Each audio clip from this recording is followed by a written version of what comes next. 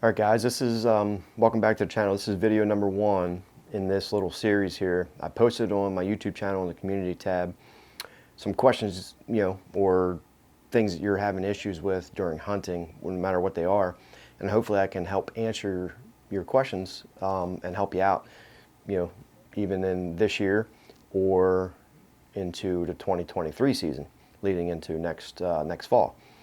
So I'm not going to read this question fully because it's kind of long, so I'll pop it up on the screen. Each video will be a new question coming from you guys, subscribers. So this question actually comes from Irvin Glick. I'll post this comment up on the screen. But basically, Irvin has 187 acres, reading on my phone here, and it's a brand new property. They haven't done any management techniques on it. And he wants to know what the quickest way is to attract mature bucks on the property. Well, it's kind of a hard question to answer because I don't know fully what Irvin's property consists of. Is it open hardwoods? Is it planted pines? Is it a bunch of thick areas? I don't really know much about the property itself. Is it flat? Is there ag around? Is it limited on food? I don't know. But in a general sense, attracting these mature bucks, there's really a few things that it boils down to. One is obviously food. You have to have quality food, and bucks specifically will search out the most palatable food. That's why, over the past 5 years, I emphasize on my videos that you have to correct the soil when you're creating food plots, because a deer is going to eat it majority of the times. You plant something, they're going to eat it. Now, if you planted, 2 food plots side by side, one, the soil is corrected, according to your soil sample, you do everything the right way. This side, you don't do any lime, no fertilizer, you just plant. Which side is the deer going to focus on? Well, they're going to eat both for sure, but I can promise you they're going to focus on the side that has the most nutrients. That's why you see deer in a field, they're browsers, right? So they're going through that field, picking and choosing what's palatable and what's not, because palatability, obviously the deer is going to choose that over something that's not palatable. Now, if they get super hungry or they're eating it, probably, but in a general sense, you have to have that food plot, or if it's in a baiting state, you're baiting with corn or pellets or some kind of feed.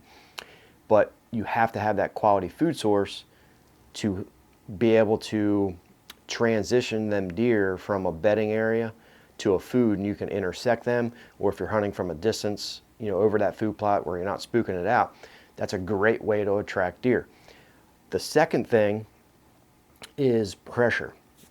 This actually comes from more than just your hunting area.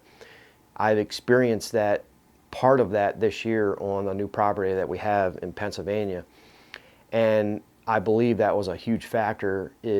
One is it was limited on access. There was only basically one way in and one way out. It was very difficult to hunt.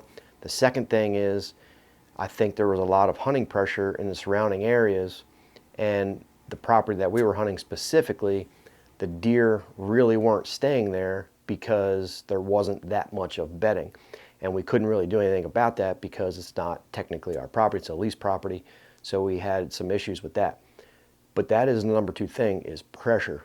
These deer will go where there's no pressure. A mature buck is not going to handle pressure. You may be able to spook it once, or my phone's blowing up with pictures from their reveal camera. They're not going to handle severe pressure like that. So you have to have good entry, good exit. That alone will attract mature bucks, okay?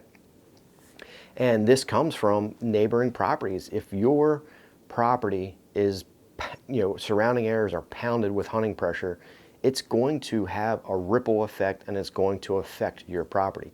Now, obviously, the larger the property that you have and you start creating these strategic bedding areas, that ripple effect is going to happen less technically, because a deer can run off of a neighbor's land onto your land. You have the larger property and you have bedding areas and stuff, they can go into your land, and and not really have that effect too much as long as you're not pressuring it. Now, if the larger the property, if you start having strategic bedding areas, I think Irvin has 187 acres. That's a fairly decent sized property. You can start creating those specific bedding areas to kind of hold those deer in that bedding area before, dark, in the daylight hours, and then they can transition to your food plot because you have that quality food source. Now, if it's open pines, deer aren't really going to stay in there. They may transition through there a little bit. But on that new property, Irvin, look for some pinch points. Look for 2 types of different habitats that meet together into a pinch where you can actually transition them to a bedding food source, and then start working on your timber a little bit, start creating some specific bedding areas that you can hunt those transition areas to a quality food source. And that alone will attract bucks. Food, no pressure, and bedding areas. You can do without the bedding in some cases because a lot of people focus so much emphasis on bedding areas, but a deer is going to bed where it wants to bed. We can try to encourage them where to bed, but a lot of times they're going to bed where they want. And they're going to bed where the food is. They don't want to bed so far away. When you have that quality food source, they don't want to bed too far away, because then it makes them more susceptible to being shot, because they have to travel a further distance and they may be crossing other hunters or different patches of woods where there's a lot of hunting pressure. They don't want to do that, and obviously they're going to try to avoid that. So if you can have that food source and a bedding area, it's a win-win. Keep the pressure low, Irvin, and hope that helps. Let me know on your success whenever you start doing these types of projects, and let me know how you make out. Good luck. Thanks for watching this video, guys. If you want more information on food plots, soil samples, and habitat management, click this video right here on the screen. Thanks for watching. Subscribe if you guys are new.